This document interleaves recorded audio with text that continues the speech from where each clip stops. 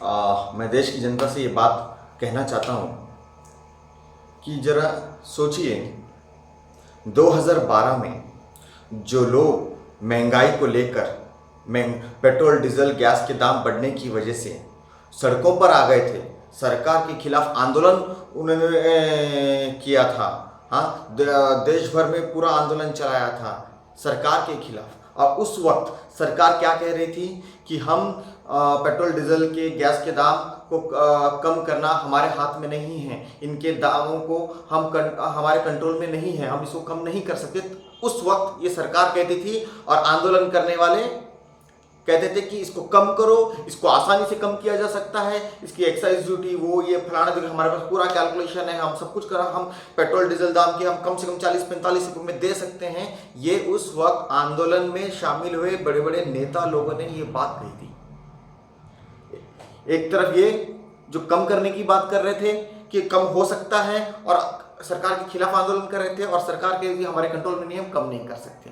अब वही आंदोलन करने वालों की सरकार अब चल रही है, और आंदोलन करने वाले अब वो लोग, अब जो सरकार में थे वो लोग आंदोलन कर रहे हैं, और जो आंदोलन कर रहे हैं वो सरकार चला रहे हैं।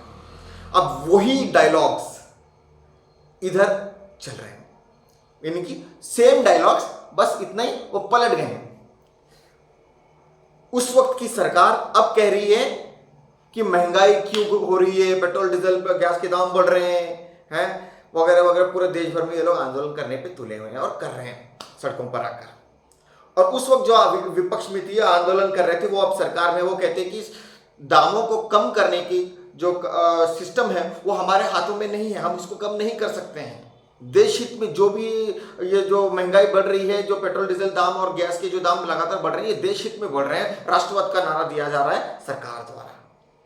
अब बात ये आती है कि इलेक्शन के टाइम पे, चाहे पहले वाली सरकार हो या अब की सरकार हो, इलेक्शन के टाइम पे ये 2-3 रुपए कैसे कम कर देते हैं, तब इनका कंट्रोल उनके दामों के ऊपर, पेट्रोल डीजल के जो रेट है उनको कम करने के लिए कैसे कंट्रोल हो जाता है इलेक्शन के वक्त पर।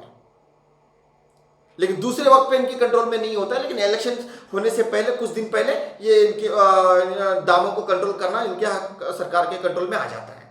तो ये एक अपने आप में एक सवाल बनता है।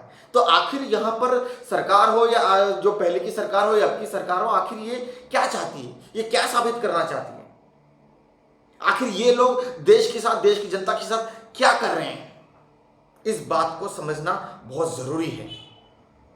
और इसके आधार पर जनता को आने वाले दिनों में तय करना है कि आपको कैसी सरकार चाहिए।